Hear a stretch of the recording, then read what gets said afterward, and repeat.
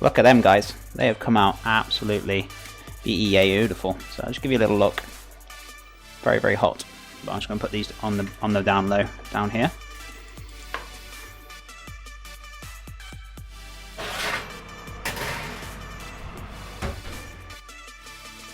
So all I need to do is roll them and then literally put them onto the tray once it's hot.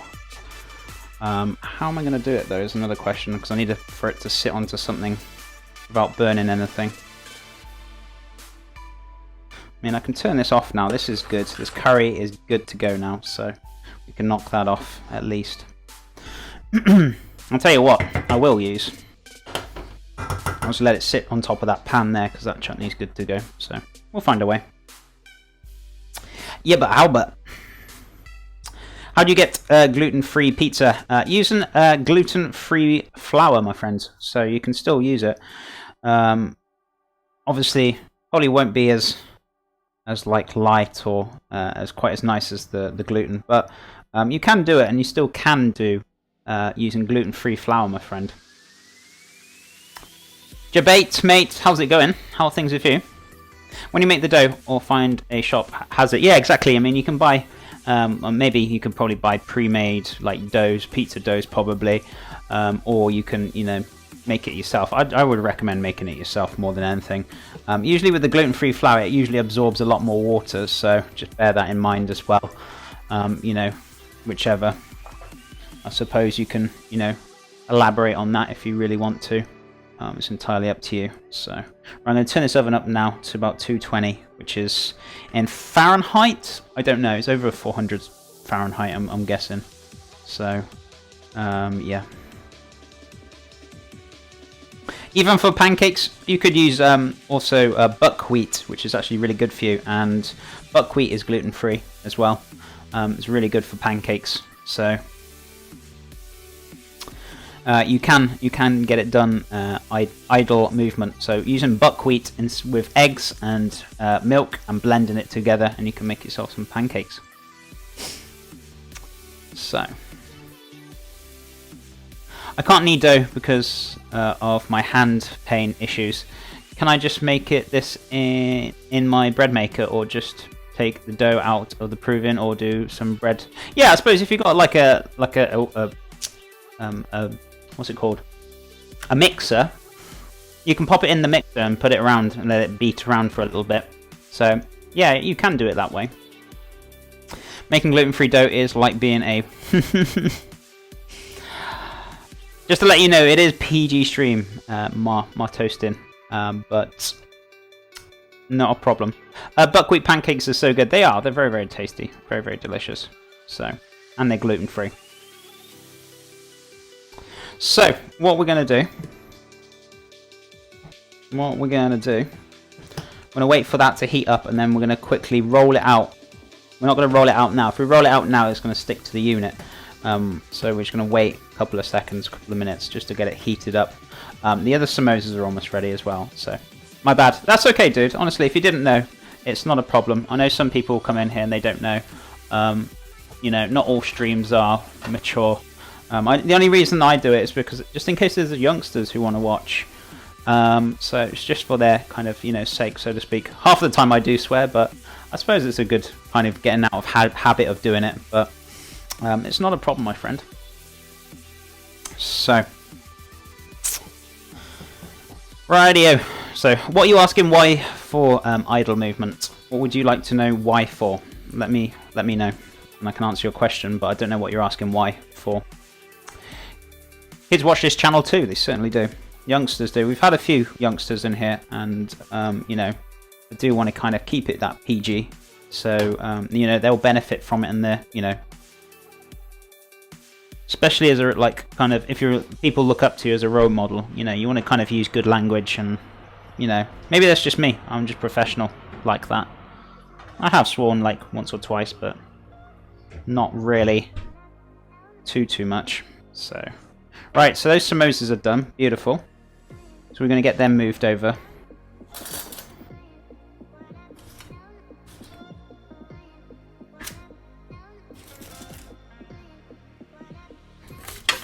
So those samosas are looking fantastic, nice and crisp as well.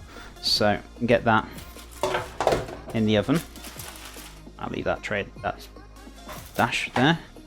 So this is going to get nice and hot now, this tray. So we're going to start rolling these out a little bit, or rather than rolling, I would say kind of stretching out more than anything. I mean, you could use this rolling pin if you really want to, but we're going to kind of stretch them, so to speak, into like a naan shape.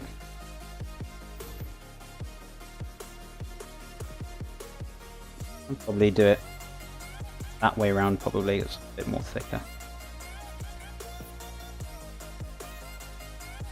So you just want to do like kind of a, so to speak, tear shape, really. So you can have it as big as you want. You could put two together and make a huge one if you really wanted to. You know, it's entirely up to you. So,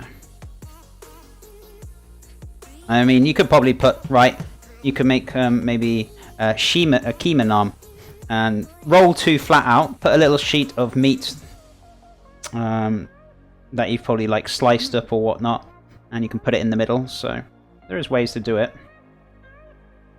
for sure.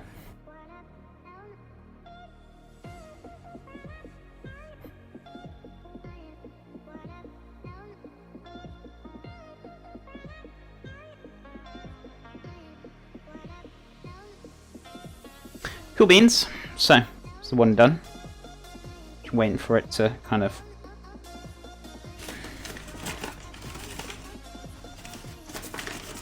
Can you make the other sausage roll? No.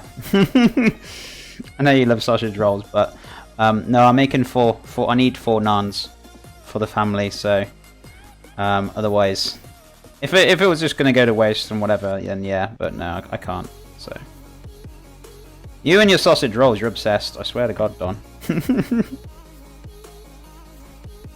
There's an amazing Indian place near me that does $6 lunch buffets, so much naan and rice and chicken. That sounds pretty good price for $6. Is it all done fresh, is it? I'd like to make my own. Even when I go out, I guess, for curries and stuff, you've got to find a good place that does really good, authentic curry, I guess. There's some places that are a little bit poop, so to speak, but unfortunately, you do eventually go to them sometimes. You don't know. It's all about trial and error when you're going out, but I prefer making stuff myself. At least I know what's going into it. At least I know how it's made. And even if it does taste bad, you can blame yourself then. Just wait till you see my Instagram post, Chef. John, what's in the samosas? I missed it. So we had some spicy ground minced beef. We had spices in there, some peas, some garam masala, turmeric, cumin, coriander, chilies, onions, garlic. I think I already mentioned that twice. Lots of lovely spices in there. That's cooked down and with some garden peas at the end to finish, and then used with phyllo pastry. So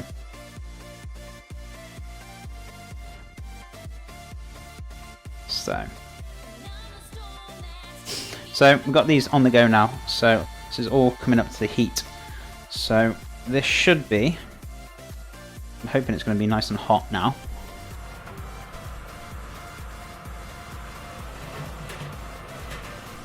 Yeah, this is extremely hot, so watch your fingers with it. So slap it onto the tray. Get it into the oven. It's going to take roughly about 2-3 minutes in there. Not going to take long at all. So I need something to put these on. That's not going to do, is it, Chef? Let's be honest. Dum dum dum. Okay, let me just put them in here. That's good enough for me. Chilled Storm, how's it going? How is your day going? Thank you so much for that follow. Hope you are doing well. So, cheers, sounds really good. Yeah, lots of spices, lots of flavours in there. You're most welcome, my friend. But very straightforward, nothing complex in there at all. If you're still not too sure, just double check on my VODs and you'll be able to see what goes in there. So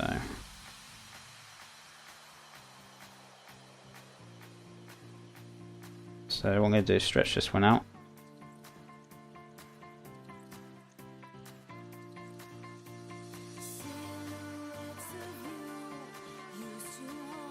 Marvellous. So get this all stretched.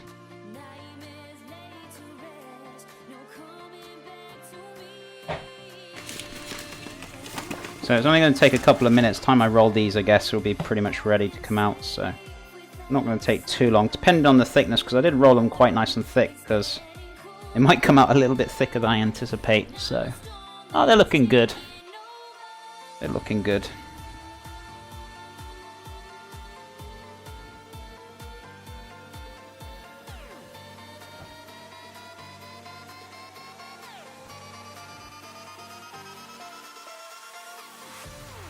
So you could toss one like a pizza here, but no, I need all these into naan breads.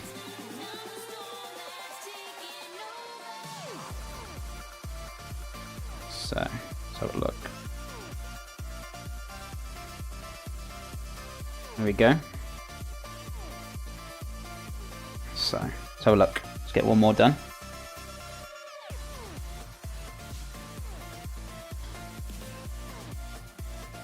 Sorry, Chef, but I think I'm coming down with a cold or flu. Can't stop sneezing.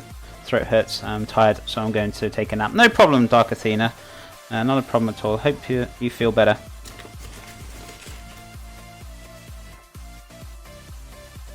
Oh, what do I pinch? You mean poke the holes in the middle? If you notice on your naan breads, they usually have little dents in them. That's usually somebody who's poked finger holes in them. So it also stops it kind of rising a little bit to an extent as well. Too much. So that's why you kind of do it, so to speak. So yeah, these are looking good. So not too bad. Fan-bloomin-tastic.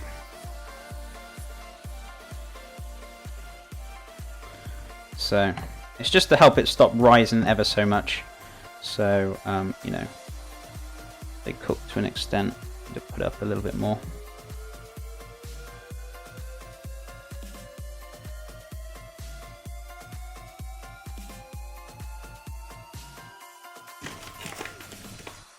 Thanks, Chef. No problem. You're more than welcome to ask questions, guys. I'm more than happy to help you. Not a problem at all. But yeah, it's just to stop it rising as much, so it stays more of a bread, and well, flat bread, so to speak. So cool. So that's the other one. Right, let's have a look at this now. See where we are at with it. Beautiful. So they're done.